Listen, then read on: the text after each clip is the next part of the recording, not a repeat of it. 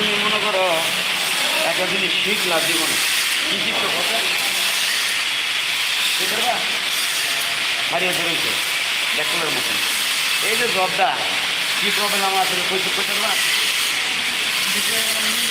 এটা কি কর মিলে না, এটা কি কর কি বলে যখন যদি পাইপ কারোর সাথে মিলে না, একটা বেশি একটা কম থাকে, তখন এটা কি বলা হয়? High low. কি কি বলা হয়? High low. তো বালু পাইপ তো সবাই মারতে পারে, যখন নাকি হাইলু পাইপ হয় প্রজেক্টের ভিতরে এরকম অনেক পাইপ হয় হাইলু, তখন তুমি কী করবে? মারতে কোনো নাচ বলবা গান খাতে করতাম না। একদিকে বললো যে ভালো পাইপ নাই, আর এখন 2 mm হাইলু 3 mm